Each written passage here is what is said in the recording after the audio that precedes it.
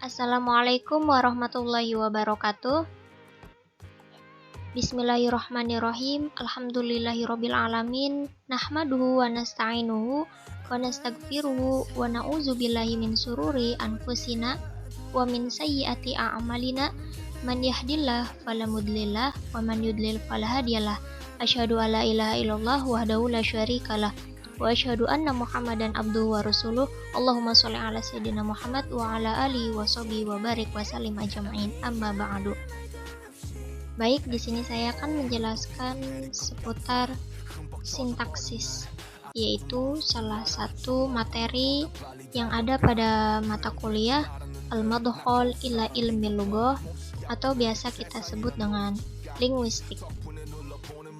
Baik, sebelumnya perkenalkan, nama saya Siti Halimah Amalia, NIM 1908 30 80 30, jurusan Bahasa dan Sastra Arab, kelas 3A.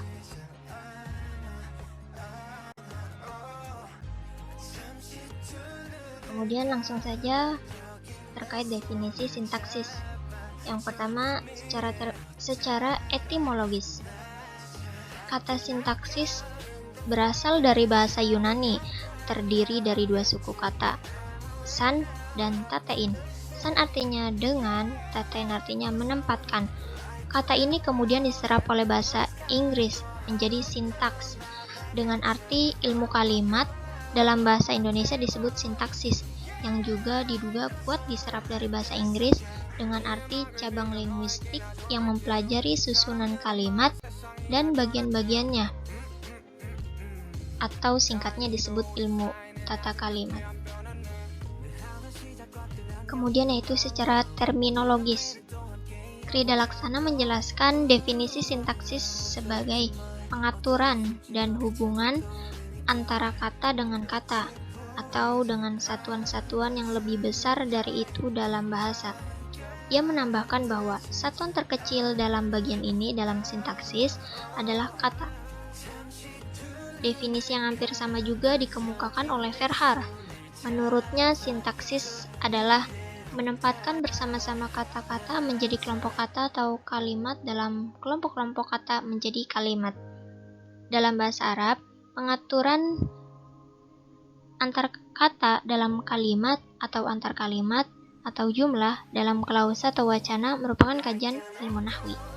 Bahkan hubungan itu tidak hanya menimbulkan makna gramatikal, tetapi juga mempengaruhi baris syakal akhir masing-masing kata yang kemudian disebut dengan i'rab. Namun demikian perlu diingat bahwa ilmu nahwu lebih luas dari i'rab, dan i'rab hanya bagian dari pembahasan ilmu.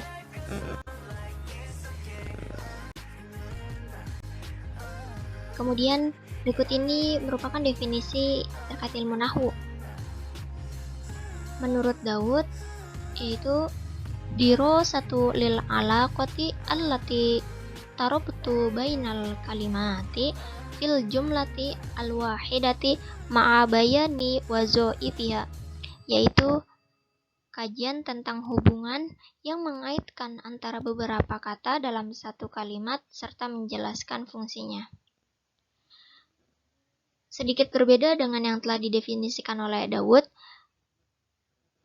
menurut Al-Dahdah menyebutkan, yaitu yubhasu fi ahwali au akhiril kalimati i'roban wa binaan wa fi mauqi'il mufradati fil jumlati. Mengkaji tentang akhiran kata, baik berubah atau tidak, serta menganalisis posisi kata dalam kalimat.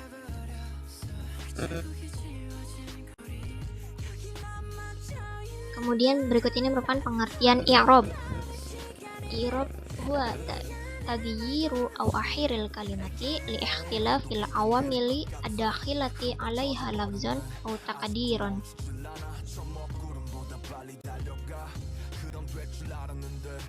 Berikut ini merupakan tataran sintaksis. Berbicara tentang tataran sintaksis, berarti kita berbicara tentang jabatan-jabatan kata dalam kalimat. Seperti halnya kita telah sering mendengar istilah-istilah subjek, predikat, objek, kata benda, kata sifat, kata keterangan, kalimat pasif, kalimat aktif, dan lain-lain.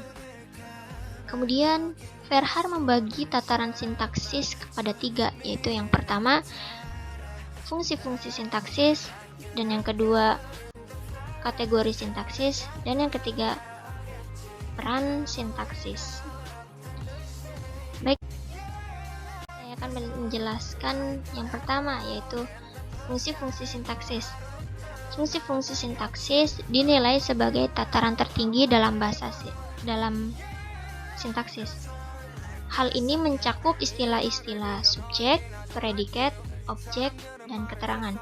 Dalam bahasa Arab, fungsi-fungsi sintaksis kita kenal dengan beberapa istilah, antaranya fa'il, maf'ulun bih, naibul fa'il, mubtada, khobar, maf'ulu li ajli, maf'ulu ma'ah, maf'ulu bih, dan lain-lain. Kemudian yang kedua yaitu kategori sintaksis. Kategori sebagai tataran di bawah fungsi-fungsi sintaksis. Hal ini mencakup istilah-istilah kata benda, nomina, kata kerja, verba, kata sifat, adjektif, kata depan, numeral, dan lain-lain. Dalam bahasa Arab kita mengenal istilah isim, fi'il, dan huruf preposisi. Ketiganya disebut dengan aqsamul kalim, jenis-jenis kata. Dan yang ketiga yaitu peran sintaksis. Peran dinilai sebagai tataran terendah dalam sintaksis.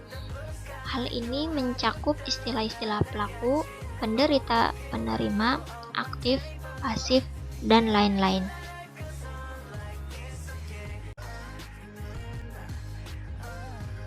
Dan berikut ini yaitu hubungan tataran sintaksis. Menurut Verhaar, secara umum, struktur sintaksis itu terdiri dari subjek, predikat, objek, dan keterangan, yang kemudian sering disingkat sebagai SPOK. Berikut ini merupakan contohnya. Fatimah membeli baju di toko. Fatimah menempati fungsi sebagai subjek, kategori nomina, membeli sebagai predikat, kategori verb, baju sebagai objek nomina, di toko sebagai keterangan nomina. Keterangan tempatnya di toko.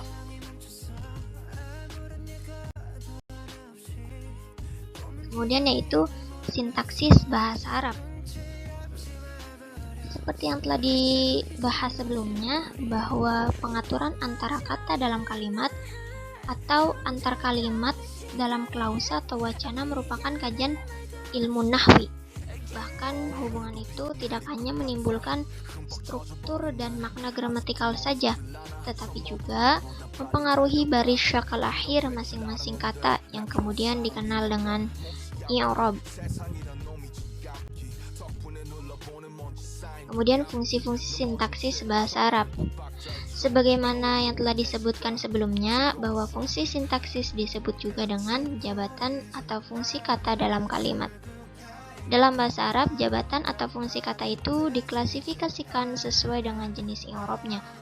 Adapun fungsi-fungsi sintaksis dalam bahasa Arab sesuai dengan jenis i'rabnya terbagi menjadi 3. Yang pertama al-marfu'at, yang kedua al-mansubat, yang ketiga al-majrurat. Apa itu al-marfu'at? Yaitu fungsi-fungsi sintaksis dalam bahasa Arab di mana baris syakal akhir setiap fungsi-fungsi tersebut beri'rab rafa, domah. Di antara fungsi-fungsi dimaksud adalah sebagai berikut: isim kana, khobar ina, al-mubtada, al-khobar, fa'il, naibul fa'il. Kemudian yaitu al-mansubat. Apa itu al-mansubat?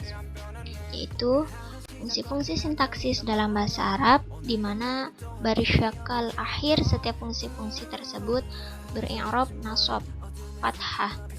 Fungsi-fungsi dimaksud adalah sebagai berikut: khobar kana, isim inna, maf'ulun bih, maf'ulul mutlak, maf'ulu li ajli, maf'ulu ma'ah, maf'ulu fih, al-hal, at-tamyiz, al-istisna.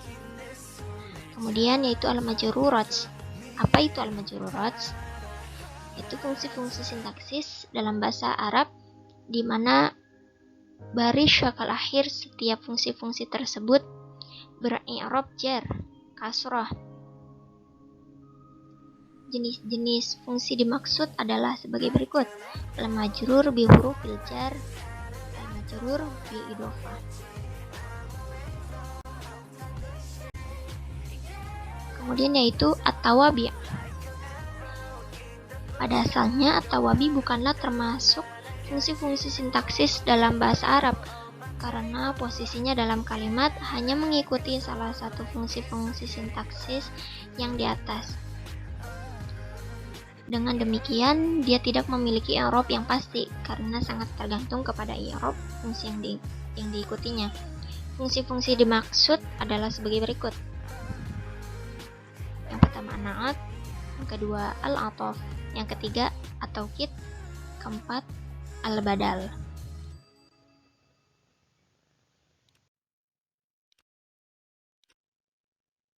Kemudian kategori sintaksis bahasa Arab. Kategori sintaksis bahasa Arab dibagi kepada 3, yaitu isim, fi'il, dan huruf. Ketiganya disebut dengan aqsamul kalimat. Dapat dipastikan bahwa semua fungsi sintaksis bahasa Arab di atas adalah berkategori isim. Namun demikian sering juga ditemukan yang berkategori fi'il, tetapi hal ini sudah berbentuk jumlah kalimat. Sebagai contohnya sebagai berikut: qara'a Zaidun al-majallata. Qara'a menempatkan fungsi sebagai fi'il, Zaidun fa'il, dan majallata maf'ulun bih. Qara'a menempatkan fi'il dalam kategori fi'il, Zaidun menempatkan sebagai fa'il kategori isim, al-majallata menempatkan maf'ulun bih sebagai kategori isim. Qara'a Zaidun al-majallata, telah membaca siapa kan Zaid al-majallata, yaitu majalah, sebuah majalah. Kemudian yaitu hubungan tataran sintaksis bahasa Arab.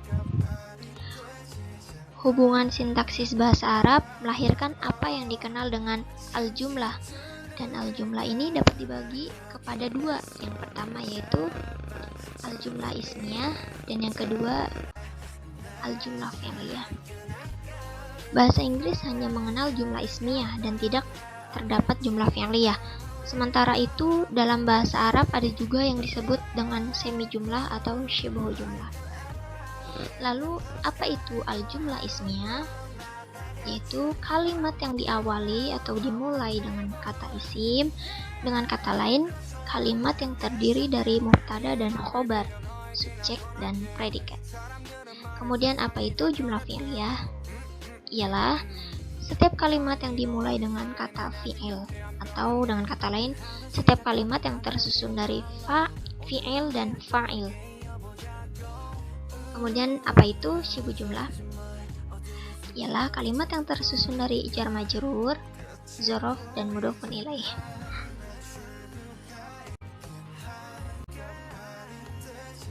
Sebagai gambaran umum tentang hubungan sintaksis dalam bahasa Arab, dapat dilihat pada contoh berikut ini. Qara'a Zaidun al-majallata fil maktabati. Qara'a menempatkan fungsi sebagai fi'il, kategori fi'il, Zaidun sebagai fa'il, kategori isim, al-majallata sebagai maf'ulun bih, kategori isim, fil maktabati sebagai jar majrur, fi di sini sebagai huruf jar, dan al-maktabah sebagai isim, fungsinya sebagai majrur, jar majrur, fil maktabati. Qara'a Zaidun al-majallata fil maktabati, telah membaca siapa kan Zaid, yaitu sebuah majalah di mana, fil maktabati, di perpustakaan. Seperti itu.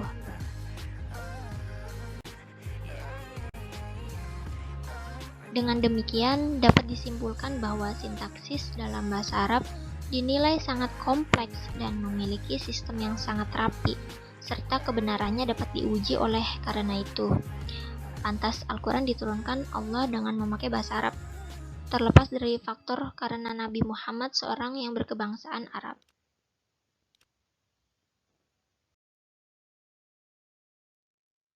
Kemudian yaitu kala sintaksis dan jumlah fi'liyah.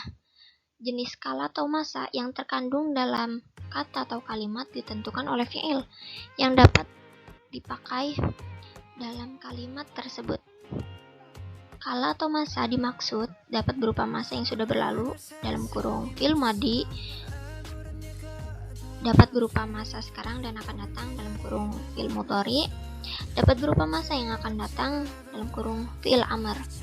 Selain itu, masa atau kala dimaksud menjadi semakin beragam dan terfokus jika fi'il-fi'il tersebut didahului oleh serta beberapa huruf dan kata tertentu, sehingga menjadi sebuah tarkib atau kalimat khusus. Contohnya pada kalimat berikut ini. Yakadul ustazu yasila ilal fasli. Yakadul ustad, hampir sampai siapa si ustad, yasila ilal fasli, ke kelas. Yakadul ustad yasila ilal fasli. Seorang ustad akan sampai, akan hampir tiba di kelas, ke kelas. Yakadu di sini menempatkan sebagai fi'il mudhari, masa sekarang yang hampir terjadi. Seperti itu. Mungkin cukup sekian yang bisa saya sampaikan.